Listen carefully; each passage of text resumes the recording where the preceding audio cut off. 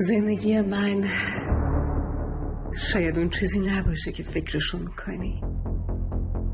البته ما همه مشکلاتی داریم. تا حالا عاشق شدی؟ خیلی خیلی وقت پیش. و تو؟ خیلی زیاد. آره خیلی.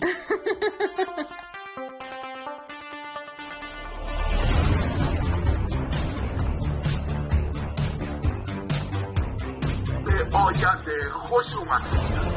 زندگیتون خوبه اما میتونه بهتر از اینم باشه. فقط کافیه که اونو از ما بخواید.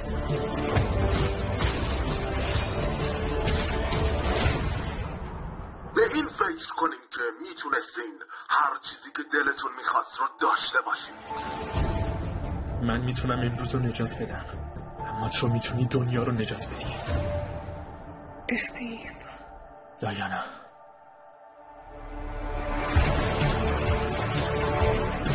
الان هر چیزی که در عوضش بخوام و برمیدارم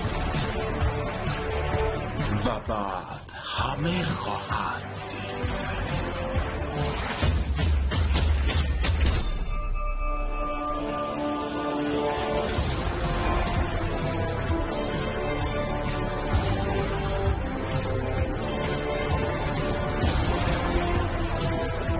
دنیا به تو نیاز داره. خودت میدونی باید چی کار کنی.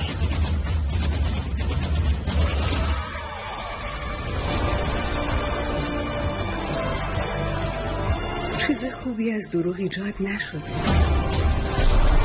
و شرافت چیزی که تو فکر میکنی نیست.